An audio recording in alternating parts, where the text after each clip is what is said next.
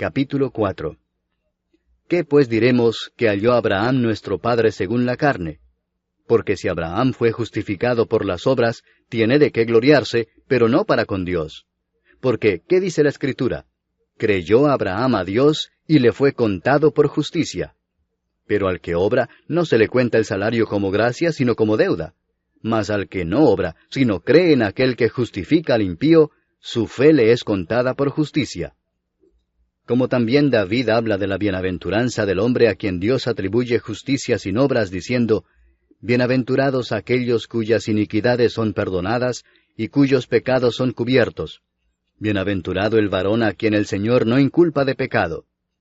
¿Es pues esta bienaventuranza solamente para los de la circuncisión, o también para los de la incircuncisión?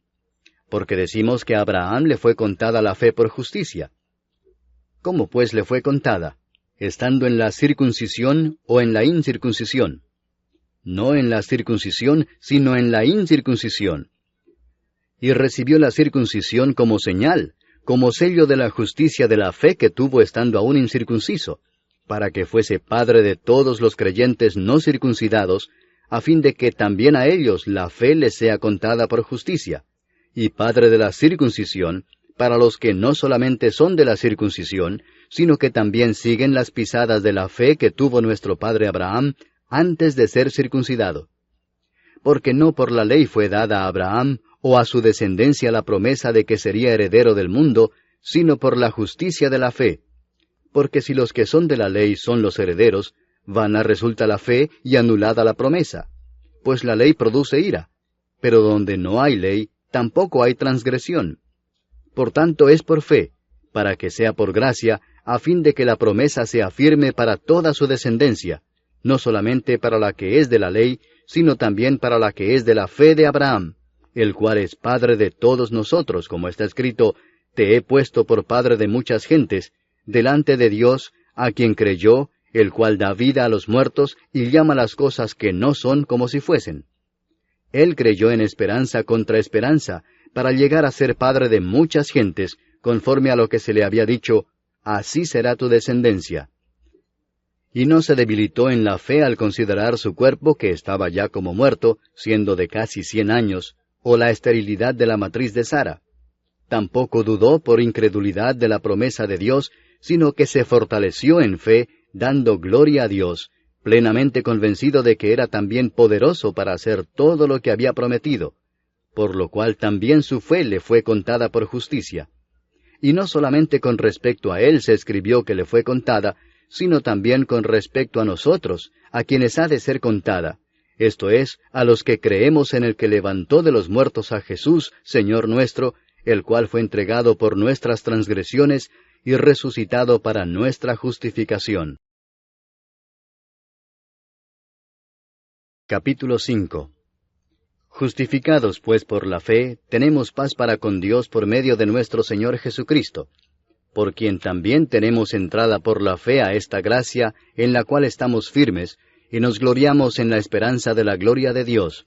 Y no solo esto, sino que también nos gloriamos en las tribulaciones, sabiendo que la tribulación produce paciencia, y la paciencia prueba, y la prueba esperanza, y la esperanza no avergüenza, porque el amor de Dios ha sido derramado en nuestros corazones por el Espíritu Santo que nos fue dado. Porque Cristo, cuando aún éramos débiles, a su tiempo murió por los impíos. Ciertamente apenas morirá alguno por un justo, con todo, pudiera ser que alguno osara morir por el bueno. Mas Dios muestra su amor para con nosotros en que siendo aún pecadores, Cristo murió por nosotros. Pues mucho más, estando ya justificados en su sangre, por él seremos salvos de la ira.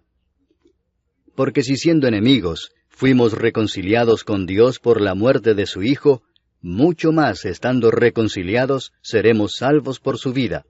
Y no solo esto, sino que también nos gloriamos en Dios por el Señor nuestro Jesucristo, por quien hemos recibido ahora la reconciliación. Por tanto, como el pecado entró en el mundo por un hombre, y por el pecado la muerte, así la muerte pasó a todos los hombres, por cuanto todos pecaron.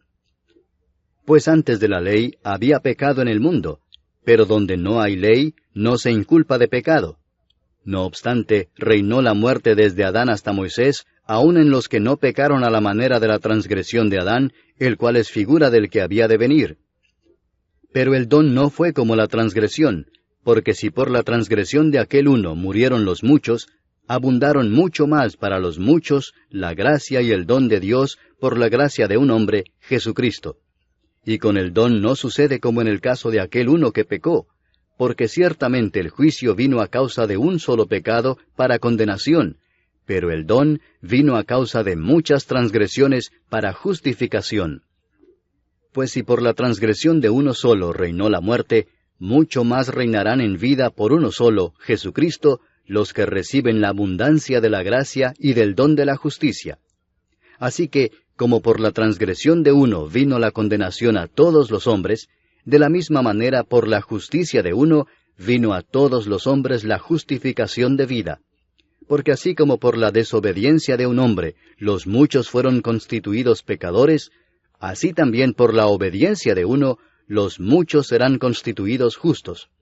Pero la ley se introdujo para que el pecado abundase, mas cuando el pecado abundó, sobreabundó la gracia, para que así como el pecado reinó para muerte, así también la gracia reine por la justicia para vida eterna mediante Jesucristo, Señor nuestro. Señor nuestro. Capítulo 6.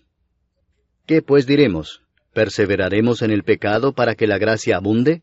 En ninguna manera, porque los que hemos muerto al pecado, ¿cómo viviremos aún en él? ¿O no sabéis que todos los que hemos sido bautizados en Cristo Jesús, hemos sido bautizados en su muerte? Porque somos sepultados juntamente con él para muerte por el bautismo, a fin de que como Cristo resucitó de los muertos por la gloria del Padre, así también nosotros andemos en vida nueva. Porque si fuimos plantados juntamente con él en la semejanza de su muerte, así también lo seremos en la de su resurrección, sabiendo esto, que nuestro viejo hombre fue crucificado juntamente con él, para que el cuerpo del pecado sea destruido, a fin de que no sirvamos más al pecado. Porque el que ha muerto ha sido justificado del pecado, y si morimos con Cristo, creemos que también viviremos con él, sabiendo que Cristo, habiendo resucitado de los muertos, ya no muere, la muerte no se enseñoreará más de él. Porque en cuanto murió, al pecado murió una vez por todas, mas en cuanto vive, para Dios vive. Así también vosotros consideraos muertos al pecado, pero vivos para Dios en Cristo Jesús, Señor nuestro.